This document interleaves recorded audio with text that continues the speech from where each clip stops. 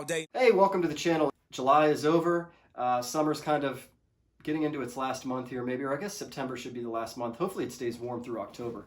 I filmed this video once and then realized I did it on time lapse, so that wasn't going to work. There was no sound and it was just a million miles a minute, which may be better for some of you that hate my videos. But, I want to talk to you today about the rise of sports cards, the blow up of the hobby, and it has definitely blown up. There's no denying it. Go to your Walmart, try to buy a box of it. You probably won't find it. You'll find the same type of boxes online for sale for $40 when they retail at $20. You can even go into hobby shops and find the same thing.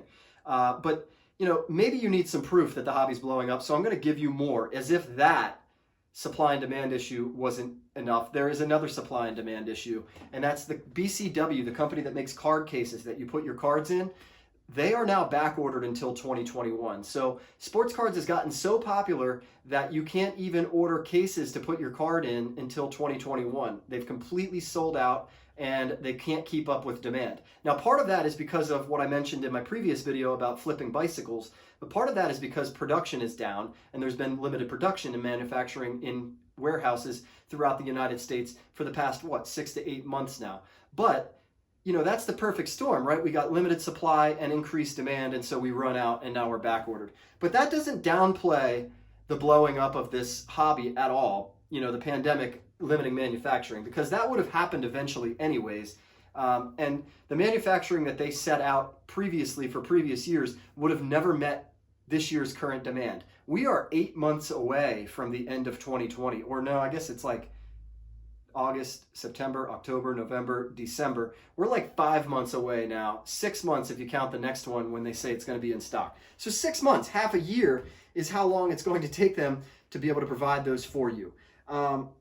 And so, if that's not evidence enough, here's another thing. The Mike Trout rookie card recently sold for $900,000. That's $1 million that somebody paid for a baseball card that somebody else pulled out of a pack once upon a time and got it graded by Beckett or PSA. I can't remember which one it was graded by, but either way, somebody paid $1 million for it. Now, you may think like, man, it's a bad thing that this is happening.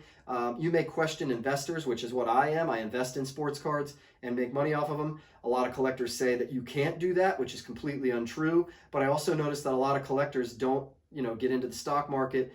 They don't buy and sell, with the same standards. Gosh, I almost died there. Almost died again. They don't do that kind of stuff. They don't look at the same things I look at, and so that's probably why it's very hard for them to make money off of sports cards.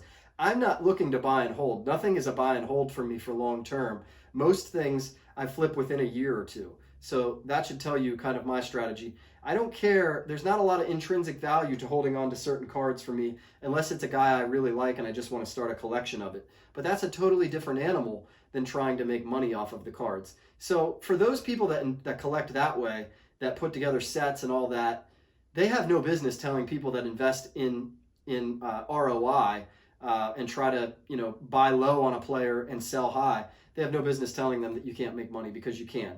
So if you think it's bad, I disagree totally. It's really, really good that this kind of money is getting injected into the hobby. It also makes it so that it's the type of thing that you can go, like right now is a great time to go and dig out all your old sports cards and look them up and post them on eBay and get money for them, because you're getting more money for them now than you would have any other point in your lifetime. So now is the time to sell them. Not when you were a kid, not 10 years from now, because they're going to keep going up, right now. And like I just said with the Jason Dominguez before, somebody bought that Mike Trout and got it in a pack, just like I did that Jason Dominguez, and they held on to it, or they traded it around, they got it graded or whatever.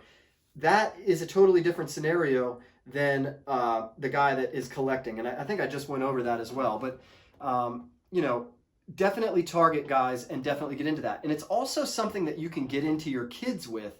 They'll enjoy looking through your old stuff, finding the hot ones, looking them up, all of that. But also, you can get them into the hobby right now. Go out, buy some cards, buy, if you can find them, a retail box, break it open with your kids, overreact to the pulls, look them up, and you're getting your kids into a hobby that actually has some ROI on it now. They're not just throwing their money away like they would with video games that devalue within a year or two, and you can't even get $10 for them.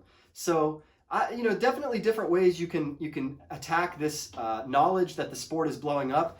But I gave you examples of why it's blowing up and how it's blowing up, and I don't think there's any denying it at this point. So at this point, it's time for you to act on it, right? You need to either start getting involved, or you need to look up your old stuff and get it sold and use that money to invest in new stuff. Or at the very least, get your kids into it, get them collecting, get them trading, get them to understand, markets, really. You're explaining how valleys and peaks happen without them having to invest thousands of dollars into the stock market with no understanding of it. And also it's more interesting to them, right? Because these are actually players that they recognize and know. So there's a lot of value to the blow up of sports cards, and there's a lot of value to understanding where you can go from there. And hopefully the reasons I gave you convinced you enough that this hobby is blowing up and that it's time for you to act. If you found this video helpful, go ahead and like the video and comment, different things that you're investing in, players that you believe in, things that you've been able to flip in terms of sports cards, or things that you've noticed that are indicating that the hobby is blowing up. If you want to see more content like this, go ahead and subscribe to the page, because I'm always talking flip content like sports cards, stock trading, and of course my main thing, which is reselling or buying and selling stuff on the internet. But in the meantime, keep on flipping.